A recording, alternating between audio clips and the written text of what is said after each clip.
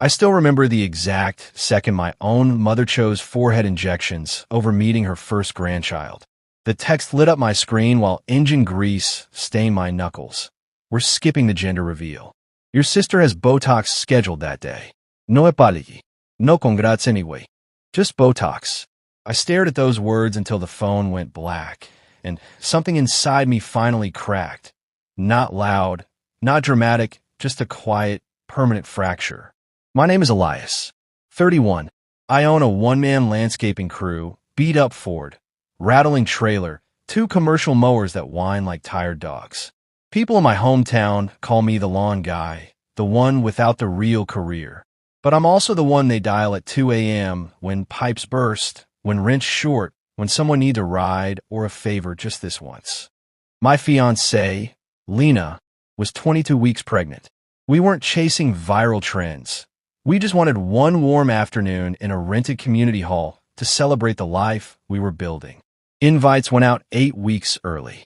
I texted my mother twice, offered to drive them. She sent back a single thumbs-up emoji. That was the last I heard until the cancellation. Lena saw my face when I read the message aloud. She didn't cry. She just went very still, the way she does when pain hits too deep to shout about. I forced a laugh. Guess wrinkles win. We decided to keep going anyway. The party arrived like sunlight after weeks of sleet. 93 people filled that fluorescent room. Neighbors, clients who tipped extra in winter, Lena's co-workers, even a barista who knows my coffee order by heart. Balloons swayed. Someone blasted old R&B. A little girl handed Lena a handmade card that read for the baby princess. My family's absence was a hole no one mentioned, but I felt it every time I scanned the crowd. Later, I posted one single photo. Lena laughing, pink confetti tangled in her dark hair, my arm around her waist. No tags. No captions except 2 words. Baby girl.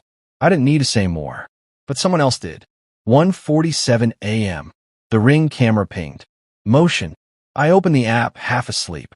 My sister, Marisol, stood 6 inches from the lens, mascara streaked, coat unzipped, breath fogging the glass.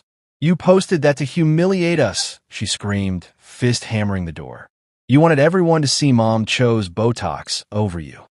Lena bolted upright beside me, clutching the sheet. Elias, what the hell? I didn't open the door. I just typed one line, the calmest sentence I'd ever sent. Check your bank app. On the live feed, I watched her face collapse as the realization hit. Like watching someone step off a ledge they didn't know was there. Marisol was 28, always the bright one, the one with so much potential. I was the kid who started mowing at 14, so I wouldn't have to beg. When I turned that hustle into licenses, insurance, steady clients, my mother still introduced me as Elias who cuts grass.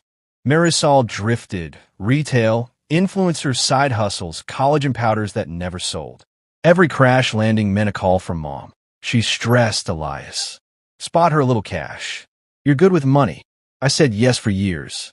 Amazon Prime started as just one textbook. Then came ring lights, serums, lash extensions, clip-in hair, all shipped to her apartment on my business debit card. Netflix profiles multiplied. Spotify family plan ballooned to strangers I'd never met. I never audited it. I was too busy dawn to dusk, too tired, too afraid of the word selfish. Until Lena's pregnancy turned every boundary into a life or death line. That night, while Marisol raged on my porch, I sat in the dark and felt the weight of 6 years lift and crash at once. My hands shook, not from fear, from rage so cold it burned clean. I opened every account, removed devices, changed passwords, filed disputes. This wasn't revenge. This was survival. The next morning, the family chat exploded. Mom, what did you do to your sister? Marisol, he ruined everything. Dad, just turn it back on. We'll figure it out. No, sorry. No, we were wrong. Just demands. I sent one message with screenshots, dates, charges, delivery addresses that weren't mine. Total thousands. Then I typed the line that ended it all. I stopped being your ATM the same day you chose Botox over my daughter. If you want back in our lives, start with an apology in repayment. Otherwise, stay gone. Silence. Then Mom's voice on speaker, Venomous. You think you're better than us because you mow lawns? I answered quietly. No, I think I'm better than being used. Our daughter arrived in autumn. Small, furious, perfect. When I held her, none of the noise mattered anymore. The people who only showed up when they needed something, they faded like smoke. Real family is the one you protect, not the one that drains you. I finally chose mine, and it feels like breathing for the first time in years. If someone treated you like a convenience store for 6 years, then screamed when you closed the register, would you open it again? Or would you finally walk away? Drop your answer in the comments. I read every single one.